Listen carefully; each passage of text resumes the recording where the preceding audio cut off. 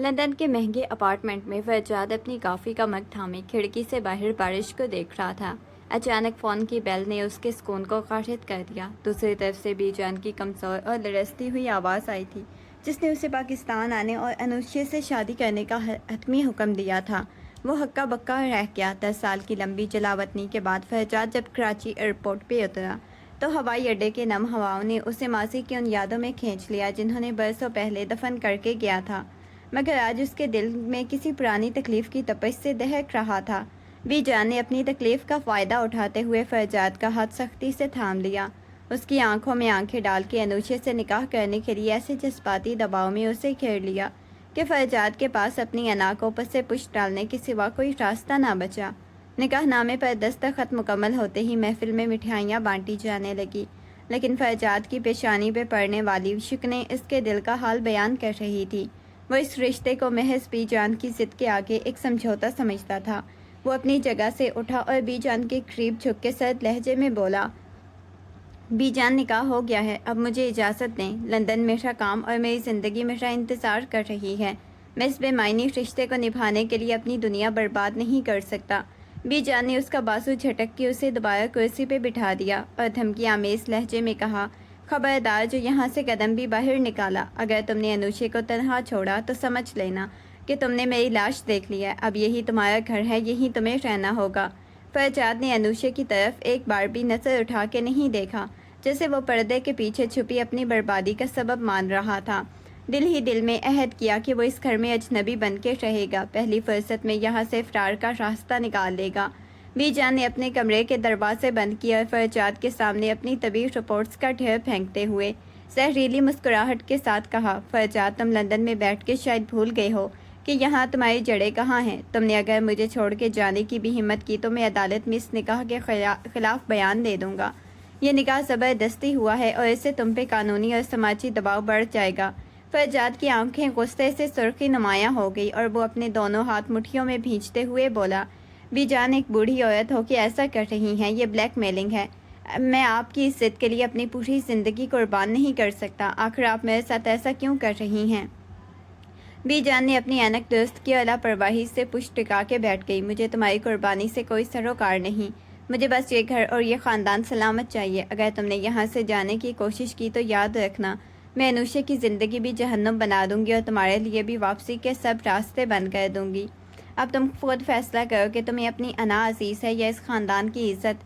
فرجاد خاموشی سے کمرے سے باہر نکل گیا، لیکن بی جان کی یہ دھمکی اس کے ذہن میں کسی زہریلے سانپ کی طرح رینگ رہی تھی۔ وہ جان چکا تھا کہ بی جان کی اس جال سے نکلنا ناممکن ہے۔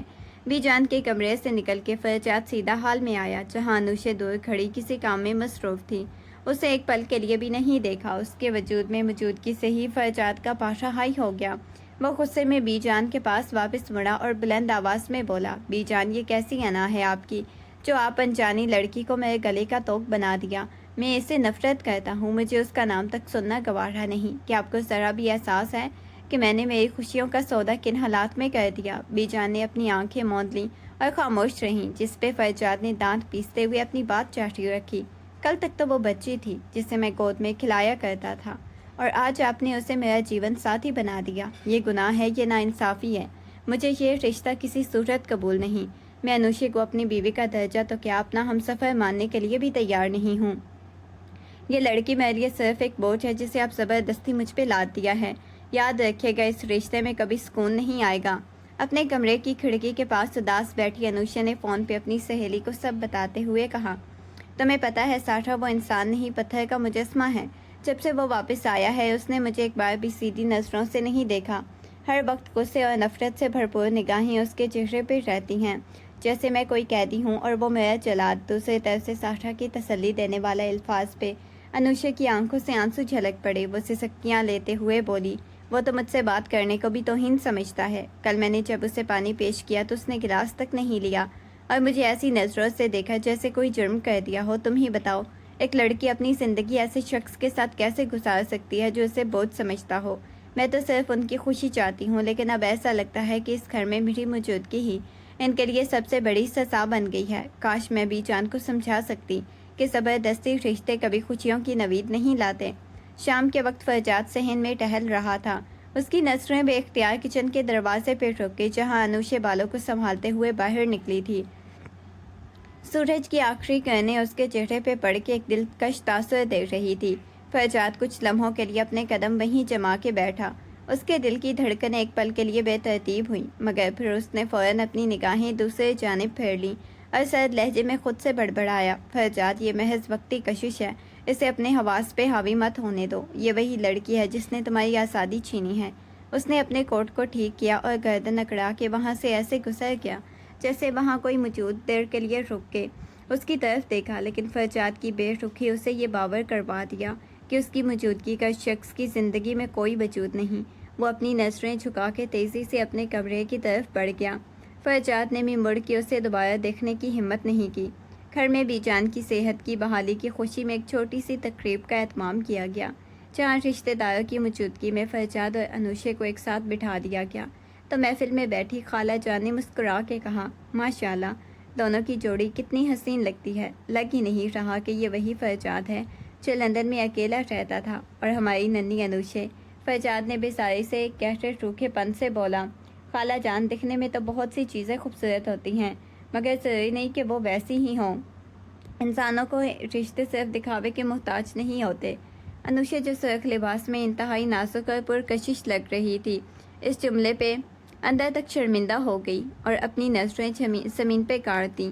تبھی بی جان نے دونوں کے کندھے پہ ہاتھ رکھتے ہوئے سب کے سامنے ایک پراعتماد لہجے میں اعلان کیا، یہ دونوں ایک دوسرے کے لیے ہی بنے ہیں، چاہے حالات جیسے بھی ہوں، یہ گھر ان کے بغیر ادھورا ہے۔ فرجاد نے بی جان کی طرف ایک معنی خیز نظر ڈالی اور اپنی جگہ سے اٹھتے ہوئے انوشے کے قریب کان میں چھپ کے سرد لہجے میں کہا، بہت شوق ہے نا تمہیں اس ڈرامے کا، دیکھ لینا تمہارا یہ خواب جلدی بکھر کے رہ جائے گا، کیونکہ میں اس تقریب کے اختتام پہ اس دکھاوے کو ختم کر دوں گا۔ انوشے کے لب تھر تھرا اٹھے، مگر اس نے اپنی آنسوؤں کو چھپاتے ہوئے سب کے سامنے ایک مصنوعی مسکراہٹ سجائے رکھی۔ تقریب کے ہنگاموں سے دور اپنے کمرے میں انوشے دروازہ لاک کیا اور غصے اور دکھ کی ملی جلی کیفیت میں آئینے کے سامنے کھڑی ہو کے اپنے بالوں سے پن نکال کے فرش پہ پھینک دی۔ وہ خود سے مخاطب ہو کے بڑبڑائی، کتنا خود غرض ہے یہ فرجاد، پورے محفل میں میری تصدیق کرنے میں اسے ذرا بھی شرم نہیں آئی۔ کیا اسے لگتا ہے کہ میں صرف اس کی زندگی کا ایک بوجھ ہوں؟ مجھے بھی کوئی شوق نہیں تھا اسے نکاح کرنے کا، لیکن بی جان کی محبت، ان کی بیماری نے مجھے مجبور کر دیا۔ وہ غصے سے پیر پٹکتی ہوئی بیڈ پہ بیٹھ گئی اور آئینے میں اپنا عکس دیکھتے ہوئے مزید تلخ لہجے میں بولی، میں سمجھتا ہوں میں اس کی غلام ہوں اور وہ میری زندگی کا فیصلہ کرے گا۔ نہیں فرجاد، تم جتنی نفرت کرو گے میں اتنی ہی مضبوطی سے اس رشتے کا تقدس نبھاؤں گی۔ تم مجھے جانور سمجھو یا بوجھ، میں تمہارے اس غرور کو ضرور خاک میں ملاؤں گی۔ تم اپنی انا کی قید میں ہو اور میں اس قید سے نکلنے کا راستہ ڈھونڈ کے ہی رہوں گی۔ انوشے کی آنکھوں میں آنسو تو تھے، لیکن ان میں ایک عجیب سا عزم بھی تھا جو اس کے اندر چھپے اس درد کی گواہی دے رہا تھا جو فرجاد کے ہر سرد رویے کے ساتھ گہرا ہوتا جا رہا تھا۔ فرجاد کسی کام کے سلسلے میں انوشے کے کمرے کے پاس سے گزر رہا تھا کہ اندر سے آتی ہوئی اس کی گونجتی ہوئی آواز نے اسے وہیں جمنے پہ مجبور کر دیا۔ جیسے ہی اس نے یہ جملہ سنا کہ وہ مجھ جیسے جانوروں جیسا سلوک کرتا ہے، فرجاد کے ماتھے پہ غصے کی لکیریں ابھر آئیں۔ اس نے اپنی مٹھیاں بھینچ لی اور سوچا، جس لڑکی کو وہ اپنی انا کے بوجھ تلے دبا رہا تھا، وہ خود اسے اس نگاہ سے دیکھ رہی ہے۔ کچھ ہی لمحوں بعد فرجاد نے دھڑام سے دروازہ کھولا اور کمرے میں داخل ہوا۔ انوشے جو آئینے کے سامنے کھڑی خود سے مخاطب تھی، اس اچانک دستک اور فرجاد کی ہیبت ناک موجودگی سے بری طرح بوکھلا گئی۔ اس کا رنگ زرد پڑ گیا، وہ سہم کے پیچھے ہٹ گئی۔ فرجاد اس کے بالکل قریب جا کے ٹھہرا اور تیکھی نظروں سے اسے گھورتے ہوئے تنزیہ انداز میں بولا، تو یہ ہے رائے تمہاری میرے بارے میں کہ میں ایک جانور ہوں؟ تم نے مجھ سے بہت جلد پرکھ لیا، جبکہ میں تو تمہیں سمجھنے کی کوشش بھی نہیں کر رہا۔ انوشے کی سانسیں اٹک سی گئیں۔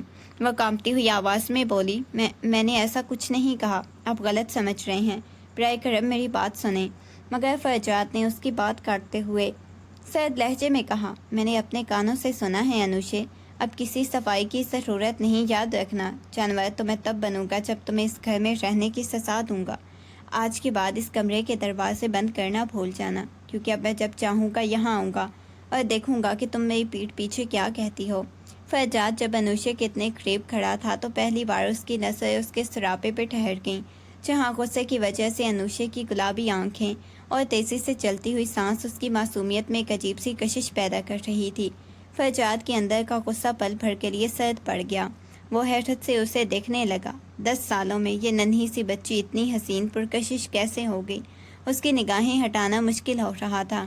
انوشے نے فرجاد کی نظروں میں اس بدلاؤ کو محسوس کیا۔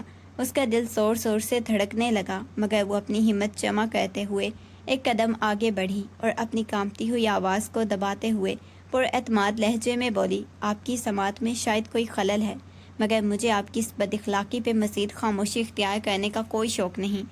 یہ کمرہ اور مجھے تنہائی کی ضرورت ہے، اسی لیے بہتر ہے کہ یہاں سے چلے جائیں، ورنہ مجھے ہی بھی جان کو سب بتانا پڑے گا۔ فرجاد کو اس کے لہجے کی سختی نے دوبارہ حقیقت کی دنیا میں لا کھڑا کیا۔ ایک لمحے کے لیے خاموش رہا، پھر ایک طنزیہ مسکراہٹ اپنے چہرے پہ سجائی۔ 3 دن کی مہلت ہے تمہیں، اس کے بعد تم خود کہو گی کہ میں اس کمرے میں آؤں، اور یاد رکھنا میں بہت صبر والا انسان ہوں، اپنی اس دنیا کو سنبھال کے رکھوں گا، کیونکہ اب یہ صرف میری ملکیت ہے۔ رات کے سناٹے میں پورا گھر گہری نیند کی آغوش میں تھا۔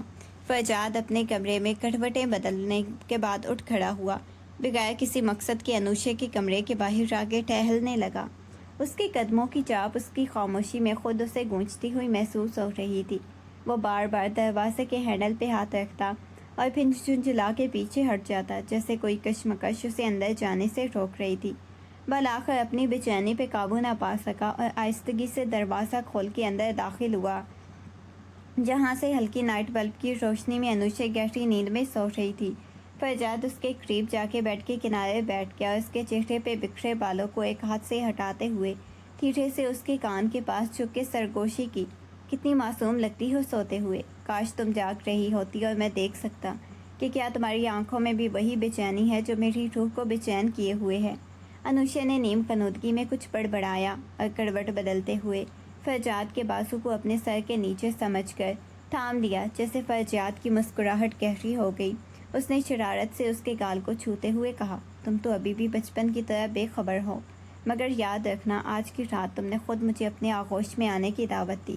انوشا نے نیم کنودگی میں اپنے گرد کسی لمس کو محسوس کیا تو اس کے اعصاب میں جھرجھری سی دوڑ گئی۔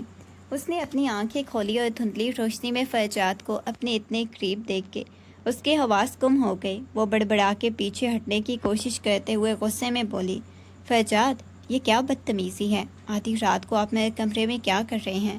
فوراً یہاں سے چلے جائیں، یہ کوئی مذاق نہیں۔ فرجاد نے اس کی کسی بات کا جواب نہیں دیا، بس ایک سکون اور گہرائی سے اس کی آنکھوں میں جھانکا اور تیزی سے اپنے مضبوط آغوش میں بھینچ لیا۔ انوشے کا دم اس کے سینے کی تپش سے گھٹنے لگا۔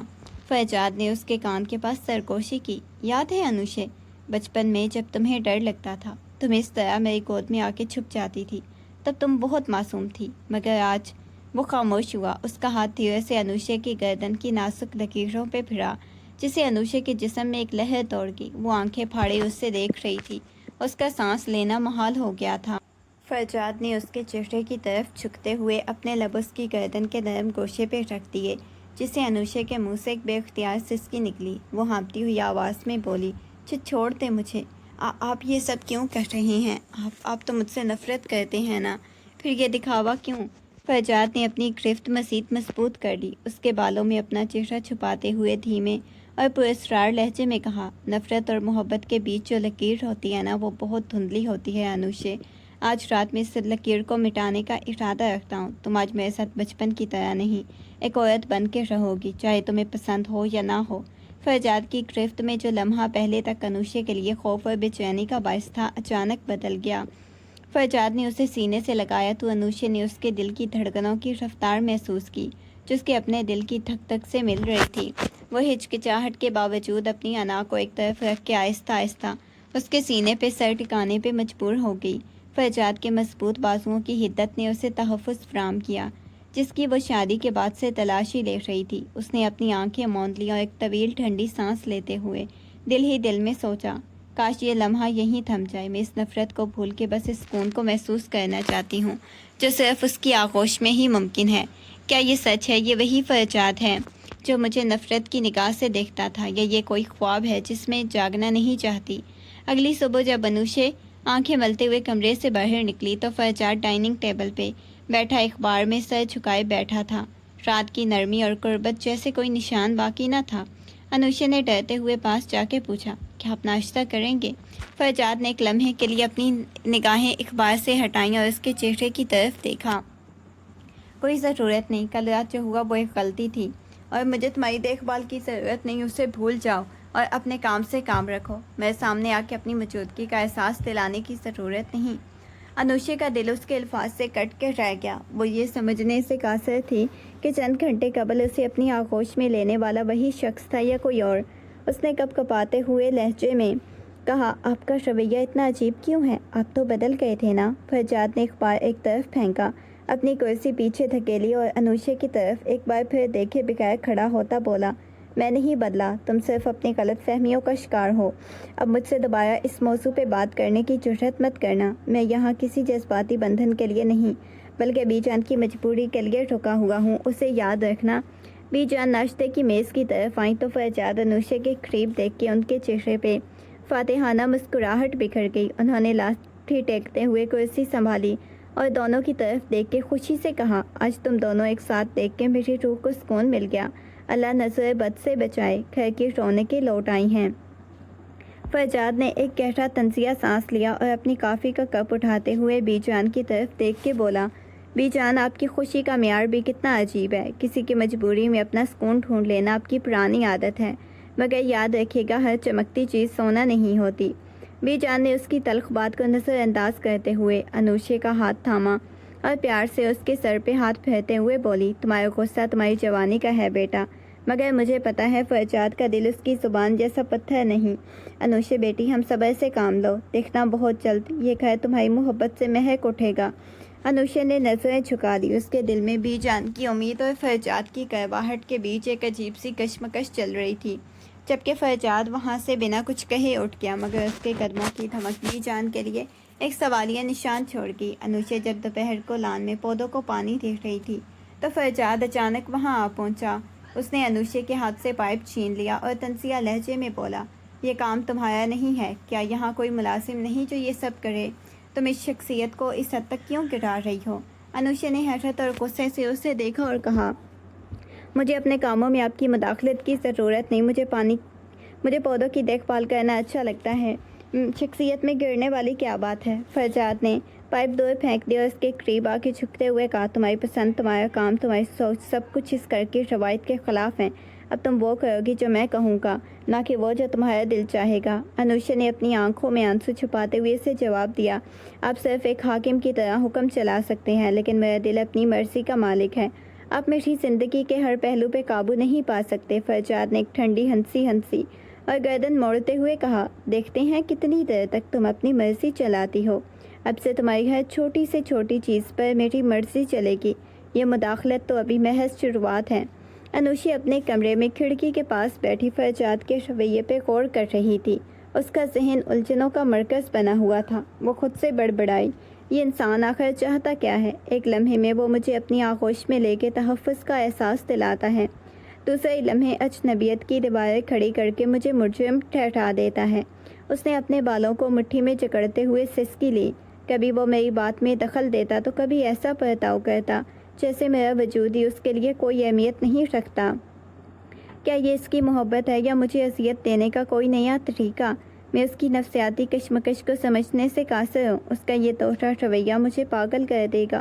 کاش وہ ایک بار کھل کے بات کر سکے، مجھ سے کیا چاہتا ہے؟ انوشا کو احساس ہوا کہ اس کا دل فرجاد کی ان جذباتی تبدیلیوں میں خود کو کھوتا جا رہا ہے۔ وہ اس الجھن میں بری طرح پھنس چکی تھی کہ اسے فرجاد سے نفرت کرنی چاہیے یا اس کی عجیب و غریب کیفیت کے پیچھے چھپی کسی ایسی حقیقت کو تلاش کرنا چاہیے جس سے وہ لا علم تھی۔ خاندانی ڈنر کے دوران جب بات انوشا کی تعلیم اور اس کے سسرال کے رہن سہن کی طرف مڑی تو فرجاد کی ایک دور کی خالہ نے تیکھے لہجے میں طنزیہ جملہ اچھالا، ویسے تو یہ گھر کا کام کاج بہت کرتی ہے، لیکن اس کی تربیت میں کچھ کمی محسوس ہوتی ہے۔ ایسے لگتا ہے جیسے یہ اس بڑے گھر کے معیار کے مطابق نہیں۔ یہ سننا تھا کہ میز پہ موجود تمام لوگوں کی نظریں انوشا پہ جم گئیں، جو شرمندگی سے اپنی پلیٹ میں جھانک رہی تھی۔ اس سے پہلے کہ انوشا کچھ کہہ پاتی، فرجاد نے اپنا میز چمچ پہ زور سے رکھی۔ اس کی آواز میں ایسا ٹھہراؤ اور غصہ تھا کہ سب خاموش ہو گئے۔ اس نے اپنی خالہ کی طرف دیکھتے ہوئے سر دو ٹوک لہجے میں کہا، خالہ جان، انوشا کی تربیت میں کمی ہوتی تو آج وہ اس گھر کے ہر چھوٹے بڑے کا اتنی خاموشی اور عزت سے خیال نہ رکھ رہی ہوتی۔ بات معیار کی ہے تو اس گھر کا معیار اس کی تہذیب سے ہے۔ انوشا سے زیادہ تمیزدار سلجھی خاتون شاید ہی اس خاندان میں کوئی ہو۔ آئندہ میری بیوی کے ساتھ یا اس کی تربیت پہ بات کرنے سے پہلے اپنے الفاظ کا انتخاب سوچ سمجھ کے کیجیے گا، کیونکہ میں اپنی نجی زندگی میں کسی کی مداخلت برداشت کرنے کا عادی نہیں ہوں۔ فرجاد کی اس اچانک دفاع نے پورے ڈنر میں سناٹا پیدا کر دیا۔ انوشا نے حسرت اور تشکر بھری نظروں سے فرجاد کی طرف دیکھا، جس کے چہرے پہ ابھی وہی پتھریلی سنجیدگی تھی، مگر اس کا دماغ انوشا کے دل میں انکہی امید جگا گیا تھا۔ ڈنر پر فرجاد اس دفاع نے انوشا کے دل کے بند دریچے کھول دیے۔ رات بھر اسی سوچ میں مگن رہی کہ جو شخص اس کے سامنے اتنی سختی دکھاتا ہے، اندر سے کتنا خیال رکھنے والا ہے۔ اگلی صبح جب اس نے فرجاد کو لائبریری میں تنہا کتابیں پڑھتے دیکھا تو اس کے دل میں ایک نرمی سی اتر آئی۔ اس نے محسوس کیا کہ اس کے سینے میں بھی شاید دھڑکنیں موجود ہیں، وہ بس اپنی انا کے خول میں قید ہے۔ انوشا نے سوچا کہ شاید وہ غلط تھی اور فرجاد کی صحت مہری محض ڈھال تھی، جس کے پیچھے کوئی گہرا دکھ چھپا ہے۔ اس خیال نے انوشا کے دل میں اس کے لیے ہمدردی اور ایک انجانی سی کشش پیدا کر دی۔ اسی دوپہر انوشا باغ میں پودوں کو پانی دے رہی تھی۔ فرجاد وہاں نمودار ہوا۔ اس کا چہرہ ہمیشہ کی طرح سپاٹ اور آنکھیں بے تاثر تھی۔ انوشا کو دیکھ کر وہ کچھ دیر خاموش رہا، پھر ٹھنڈے لہجے میں بولا، انوشا، میں نے اس رشتے کے بارے میں بہت سوچا۔ ہم دونوں کے لیے قید خانہ بنتا جا رہا ہے۔ تمہاری زندگی میری وجہ سے اجیرن ہو گیا، میرا سکون تمہاری موجودگی سے بکھر رہا ہے۔ انوشا کا دل زور زور سے دھڑک رہا تھا۔ وہ پائپ ہاتھ سے چھوڑتی ہوئی اس کی طرف مڑی۔ فرجاد نے گہری سانس لیا اور اپنی جیب سے ایک کاغذ نکال کے اس کی طرف بڑھاتے ہوئے کہا، میرے خیال میں بہتر یہی ہے کہ ہم اس تماشے کو یہیں ختم کر دیں۔ میں تمہیں طلاق دینے کے لیے تیار ہوں، تاکہ تم اپنی مرضی کی زندگی جی سکو اور مجھے بھی اس بوجھ سے نجات مل جائے۔ یہ سنتے ہی انوشا کے پاؤں تلے سے زمین نکل گئی۔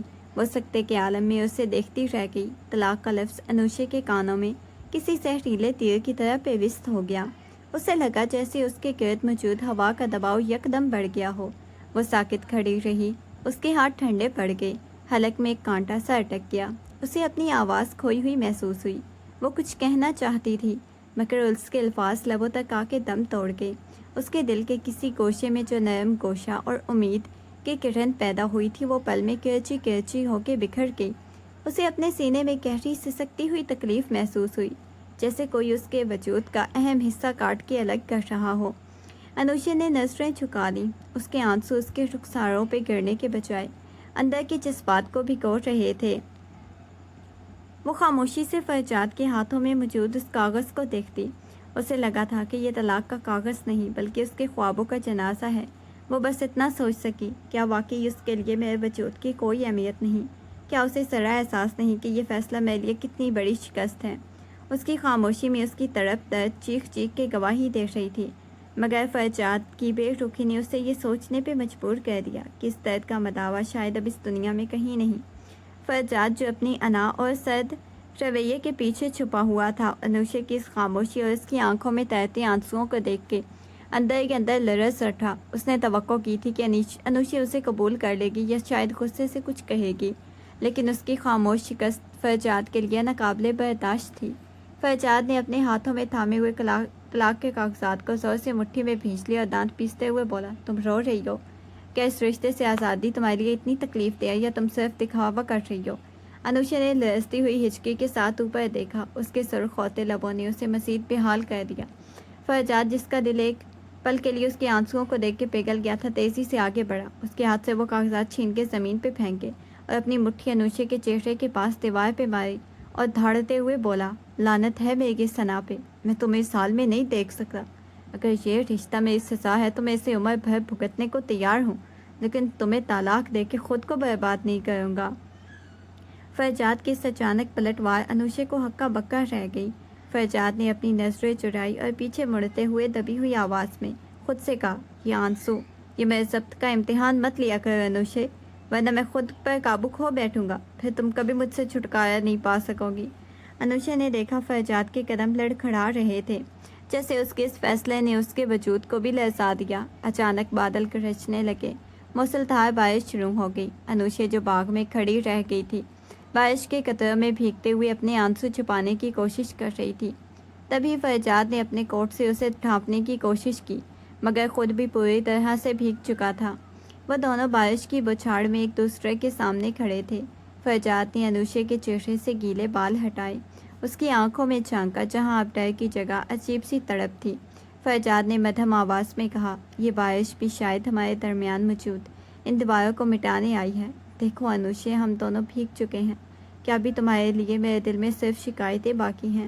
انوشے نے بارش کے قطرے اپنے چہرے پہ محسوس کیے۔ فرجاد کے قریب ہوتے ہوئے دھیرے سے بولی، آپ نے طلاق کا کہہ کے میرا دل توڑ دیا تھا، لیکن اب جب آپ میرے اتنے قریب ہیں تو مجھے لگتا ہے یہ سب دکھ اس قربت کے سامنے بہت چھوٹے ہیں۔ فرجاد نے اسے اپنی باہوں میں سمیٹ لیا۔ بارش کی ٹھنڈک میں ان کے جسموں کی گرمی ایک دوسرے کو محسوس ہو رہی تھی۔ فرجاد نے اس کے کان میں سرگوشی کی، اگر یہ بارش کا جادو ہے تو کاش یہ کبھی نہ تھمے۔ آج رات تم میری ہو اور میں تمہارا، کوئی انا کوئی تلخی ہمارے درمیان نہیں ہوگی۔ انوشے نے اس کے سینے پہ سر رکھ لیا اور بارش کے شور میں اپنے دل کی دھڑکنوں کو فرجاد کی دھڑکنوں کے ساتھ ہم آہنگ ہوتے محسوس کیا۔ وہ لمحہ جہاں دونوں اپنی اناؤں کو بارش کے پانی میں بہا دیا، ایک نئی جذباتی ابتدا کی دہلیز پہ کھڑے تھے۔ بارش تھم چکی تھی، مگر ماحول میں عجیب سا ٹھہراؤ اور تازگی باقی تھی۔ فرجاد نے انوشے کا ہاتھ تھام کر اسے برآمدے کی طرف رہنمائی کی، جہاں روشنی مدھم تھی۔ دونوں ایک دوسرے کے مقابل کھڑے تھے۔ فرجاد نے گہری سانس لی اور اس کی آنکھوں میں جھانکتے ہوئے کہا، انوشے، میں نے تمہیں بہت تکلیف دی ہے۔ میرے تلخ الفاظ، میرا رویہ دراصل میری اپنی ناکامیوں کا عکس تھا۔ مجھے خود پہ قابو پانا نہیں آتا تھا۔ میں نے تمہارے جذبات کو مجروح کیا، مجھے معاف کر دو۔ میں نے تمہیں ہمیشہ ایک بوجھ سمجھا، لیکن حقیقت یہ ہے کہ تم میری زندگی کی وہ روشنی ہو جس میں خود کو محروم رکھے ہوئے تھا۔ انوشے نے حیرت اور جذباتی کیفیت میں فرجاد کے چہرے کو دیکھا، جو آج پہلی بار اپنی انا کے حصار سے نکل کر باہر کسی عام انسان کی طرح اپنی شکست تسلیم کر رہا تھا۔ فرجاد نے مزید قریب آ کے اس کے ہاتھوں کو اپنے ہاتھوں میں جکڑ لیا اور بولا، میری سرد مہری میری محبت کو چھپانے کی ایک ناکام کوشش تھی۔ مجھے خوف تھا کہ اگر میں نے تمہیں اپنا لیا تو تم مجھ سے دور چلی جاؤ گی، مگر اب مزید میں نہیں چھپا سکتا۔ میرا دل تمہاری ایک مسکراہٹ کے لیے تڑپتا ہے۔ کیا تم مجھے ایک موقع دو گی کہ میں تمہارے زخموں کو بھر سکوں، تمہیں وہ خوشی دے سکوں جس کی تم حقدار ہو؟ انوشے کی آنکھوں سے خوشی کے آنسو چھلک پڑے۔ اس نے خاموشی سے سر جھکا کے اپنی رضامندی کا اظہار کیا۔ فرجاد نے اسے ایک بار پھر اپنی آغوش میں لیتے ہوئے سکون کا سانس لیا، جیسے آج برسوں کی کشمکش کا خاتمہ ہو گیا ہو۔ فرجاد کے اطراف اور معافی کے الفاظ ابھی ہوا میں ہی تحریر ہوئے تھے کہ انوشے نے خود کو اس کی سختی سے چھڑا لیا۔ اس کے چہرے پہ موجود مسکراہٹ یکدم غائب ہو گئی۔ اس کی آنکھوں میں ایسی ٹھنڈک آ گئی جس نے فرجاد کو پل بھر کے لیے ساکت کر دیا۔ انوشے نے پیچھے ہٹتے ہوئے لرزتی ہوئی مگر پرعزم آواز میں کہا، آپ نے بہت دیر کر دی فرجاد۔ محبت صرف الفاظ کا نام نہیں ہوتی، یہ تو احساس اور اعتبار کا نام ہے، جو آپ نے اپنے رویوں سے روزانہ کی بنیاد پہ مجھ سے چھینا ہے۔ فرجاد حیرت سے اسے دیکھ رہا تھا۔ اسے یقین نہیں آ رہا تھا جو انوشے کچھ لمحے پہلے اس کی آغوش میں پگھل رہی تھی اب اتنی پتھرائی ہوئی کیوں لگ رہی ہے۔ انوشے نے آنکھوں میں آنسو لیے مگر لہجے کی سختی برقرار رکھتے ہوئے مزید کہا، آپ کی معافی آپ کے دل کا بوجھ تو ہلکا کر سکتی ہے، مگر میرے دل پہ لگے زخموں کو نہیں بھر سکتی۔ جس رشتے میں روزانہ طلاق کی دھمکی اور تحقیر ہو، وہاں محبت کی گنجائش نہیں بچتی۔ میں آپ کی اس جذباتی بازی کا حصہ نہیں بننا چاہتی۔ یہ اعتراف شاید آپ کے لیے سکون کا باعث ہو، مگر میرے لیے یہ کوئی معنی نہیں رکھتا۔ اس نے فرجاد کو حیرت کے سمندر میں تنہا چھوڑ کے اندر کی طرف قدم بڑھائے، جبکہ فرجاد کا ہاتھ ہوا میں ہی رک گیا۔ اسے احساس ہوا کہ اس نے اپنی انا کی جنگ میں اصل محبت کو ہمیشہ کے لیے کھو دیا۔ رات کا پچھلا پہر تھا جب گھر میں اچانک بھگدڑ مچ گئی۔ بی جان کی یکدم طبیعت بگڑ گئی، سانس لینے میں دشواری اور شدید سینے میں درد کی شکایت نے سب کو دہلا کے رکھ دیا۔ فرجاد جو انوشے کی سرد مہری سے نڈھال تھا، فوراً اپنی تمام تر ناراضگی اور انا ایک طرف رکھ کے بی جان کو سہارا دے کے گاڑی تک لے آیا، جبکہ انوشے بھی سکتے کے عالم میں اپنی تمام تر شکایات کو پسے پش ڈال کے ان کے ساتھ گاڑی میں بیٹھ گئی۔ ہسپتال کے راستے میں کار کے اندر کا ماحول انتہائی کشیدہ اور اداس تھا۔ فرجاد گاڑی چلاتے ہوئے بار بار ریئر ویو میرر میں انوشے کو دیکھتا، جو بی جان کا سر اپنی گود میں لیے رو رہی تھی، جبکہ فرجاد کا اپنا چہرہ پریشانی سے سفید پڑ چکا تھا۔ ہسپتال پہنچ کر ایمرجنسی وارڈ کے باہر دونوں ایک دوسرے کے آمنے سامنے کھڑے تھے تو ایک لمحے کے لیے ان کے درمیان وہ تمام دیواریں جو پچھلی گفتگو میں کھڑی ہوئی تھی جیسے ایک دم توڑ گئی۔ فرجاد نے دیوار سے ٹیک لگاتے ہوئے انوشے کی طرف دیکھا جس کی آنکھیں سوجی ہوئی تھیں۔ اس نے دھیمی مگر لرزتی ہوئی آواز میں کہا، انوشے، اگر بی جان کو کچھ ہو گیا تو میں خود کو کبھی معاف نہیں کر سکوں گا۔ مجھے لگتا ہے کہ ان کی یہ حالت ہماری آپس کی ناچاکی اور اس کشمکش کا نتیجہ ہے۔ میں نے زندگی میں شاید پہلی بار اتنی بے بسی محسوس کی۔ انوشے نے نم آنکھوں سے فرجاد کی طرف دیکھا جس کے چہرے پہ پہلی بار غرور کی جگہ شدید پشیمانی اور خوف کے سائے تھے۔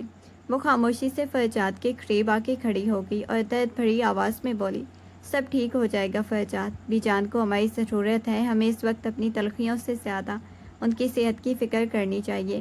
وہ دونوں اس وقت دو ایسے مسافر تھے جو ایک مشترکہ غم کے بوجھ تلے اپنی تمام تر اناؤں کو دفن کر چکے تھے۔ ان کا ساتھ صرف بی جان کی زندگی کی دعا کے گرد گھوم رہا تھا۔ ہسپتال کے کوریڈور میں خاموشی کا راج تھا۔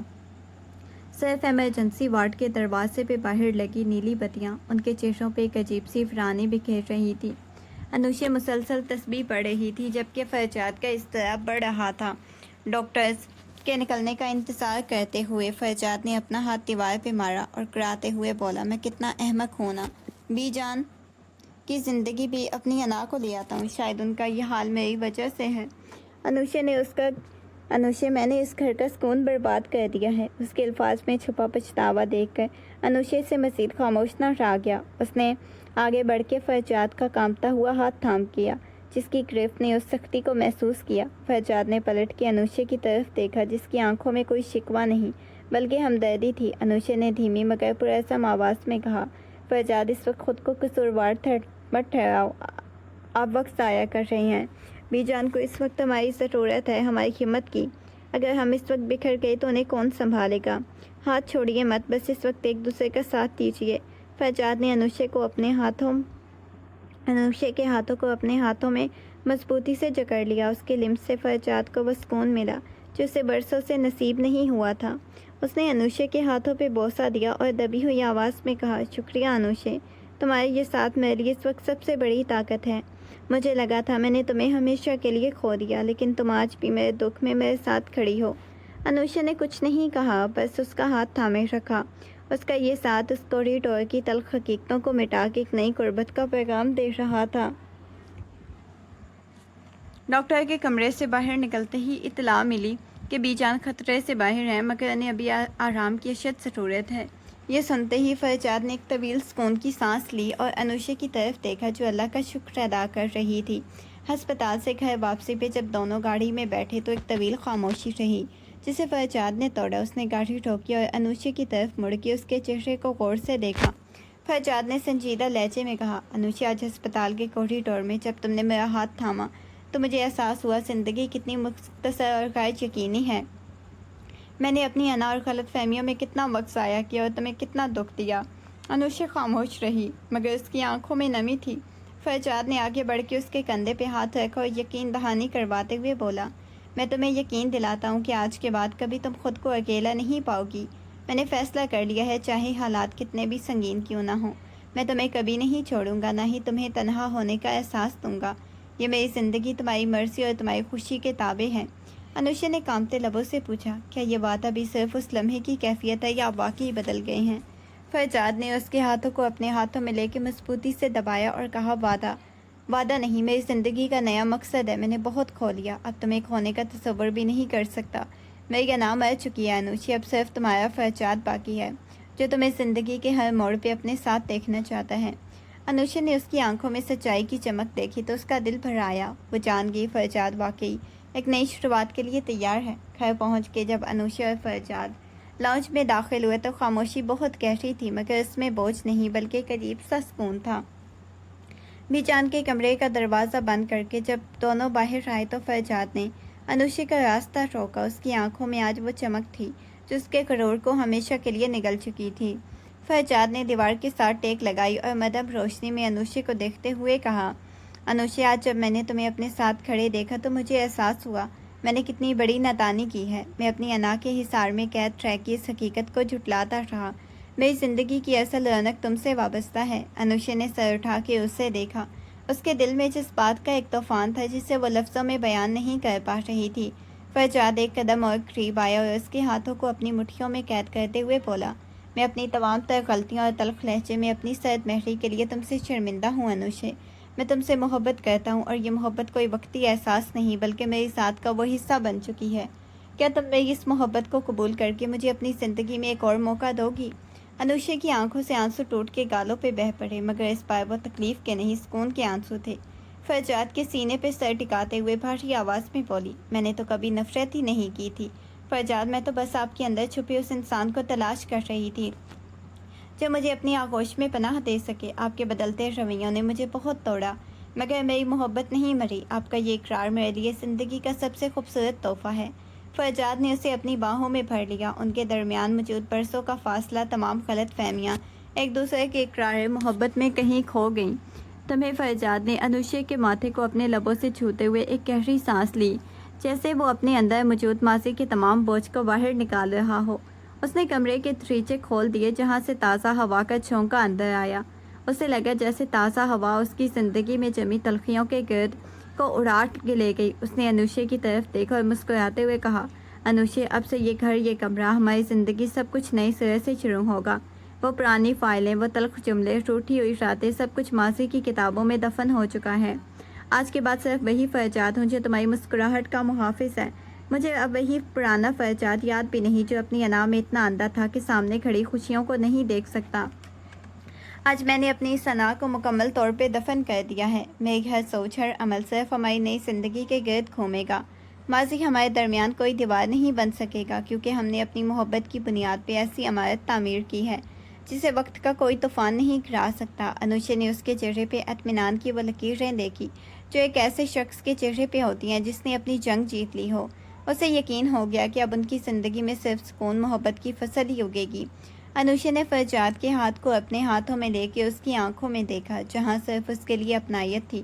دھیمی مگر پر اعتماد آواز میں بولی، آپ شاید یہ سمجھتے ہوں کہ میں نے آپ کی تلخیوں کی وجہ سے آپ سے بےساری اختیار کی، لیکن سچ تو یہ ہے فرجاد، مجھے آپ کے وہ تمام روپ بھی پسند تھے جو آپ دنیا سے چھپاتے تھے۔ میں نے ہمیشہ آپ کی ثنا کے پیچھے چھپے اس انسان کو چاہا جو بی جان کی تکلیف پہ لرز جاتا تھا، جو اپنے دفاع میں میرے سامنے ڈھال بن کے کھڑا ہوتا۔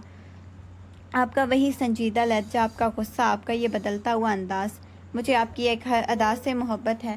میں نے کبھی سوچا بی جان جو اپنی صحت یابی کے بعد پہلی بار چل کے لاؤنج میں آئی، یہ سارا منظر دیکھ کر رک گئی۔ ان کی آنکھوں میں خوشی کے آنسو چمک اٹھے۔ انہوں نے اپنے ہاتھ کو دعا کے لیے اٹھایا اور ایک طویل پرسکون سانس لی۔ انہوں نے دل ہی دل میں اللہ کا شکر ادا کیا۔ جس گھر میں کچھ دن پہلے طلاق اور جدائی کی باتیں ہو رہی تھی، آج وہاں محبت اور اعتماد کا بسیرا تھا۔ ان کے چہرے پہ اطمینان بھری مسکراہٹ پھیل گئی۔ انہیں محسوس ہوا ان کی زندگی بھر کی دعائیں قبول ہوں گی۔ بی جان نے سوچا، اب مجھے اور کیا چاہیے؟ یہ دونوں ایک ہو گئے، میری آنکھیں سکون سے بند ہو سکتی ہیں۔ وہ خاموشی سے پلٹ گئی تاکہ ان کی موجودگی سے ان کی پرسکون بزم میں کوئی خلل نہ پڑے۔ آج انہیں پہلی بار ایسا لگا یہ گھر واقعی ایک مکمل خاندان بن گیا ہے۔ فرجاد اور انوشے نے اس دن کے بعد سے نئے رشتے کی شروعات کی جو محبت، احترام اور اعتماد کی مضبوط بنیادوں پہ استوار تھی۔ گھر میں عجیب سی رونق اور خوشی کا سما تھا، گویا سالوں بعد اس کے گھر کی دیواروں نے مسکرانا سیکھ لیا ہو۔ بی جان کی خواہش پہ یہ طے پایا کہ انوشے کی باقاعدہ رخصتی کی جائے گی تاکہ ان کی زندگی کے نئے باب کا آغاز ہو اور ایک خوبصورت یاد بن کے ہو۔ پورے گھر کو پھولوں اور روشنیوں سے سجایا گیا۔ مہندی کی خوشبو، شہنائیوں کی گونج نے ماحول کو دل فریب رنگ دے دیا۔ انوشے جو ایک روایتی سرخ جوڑے میں ملبوس تھی، اپنی سہیلیوں اور کزنس کے درمیان بیٹھی کسی خواب جیسی لگ رہی تھی، جبکہ فرجاد دور کھڑا اسے دیکھ کے مسکرا رہا تھا اور اپنی نظریں نہیں ہٹا پا رہا تھا۔ رخصتی کا وقت آیا تو گھر میں ایک جذباتی منظر تھا۔ بی جان نے انوشے کے سر پہ دستِ شفقت رکھا تو انوشے کی آنکھوں سے خوشی کے آنسو چھلک پڑے، جبکہ فرجاد اسے گاڑی تک لے کے جا رہا تھا۔ اس نے انوشے کا ہاتھ تھام کر سرگوشی کی، یہ رخصتی صرف ایک رسم نہیں بلکہ یہ ہماری زندگی کا وہ سفر ہے جس میں تم ہمیشہ میری ہم سفر بن کے رہو گی۔ کار کی سواری کے بعد جب وہ واپس اسی گھر میں آئی تو انوشے کو ایک بار پھر دلہن کے روپ میں فرجاد کے کمرے میں لایا گیا۔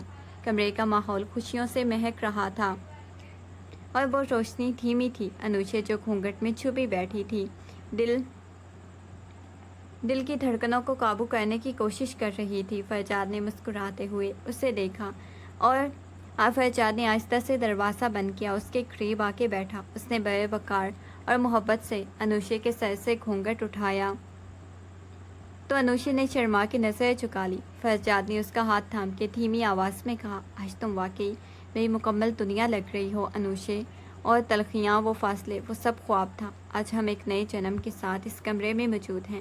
میں وعدہ کرتا ہوں میری آخری سانس تک تم میری زندگی کی ملکہ بن کے رہو گی۔ انوشے نے مسکرا کے اسے دیکھا۔ اس لمحے میں ان دونوں کو لگا کہ واقعی ان کی زندگی کا آغاز اب ہوا ہے۔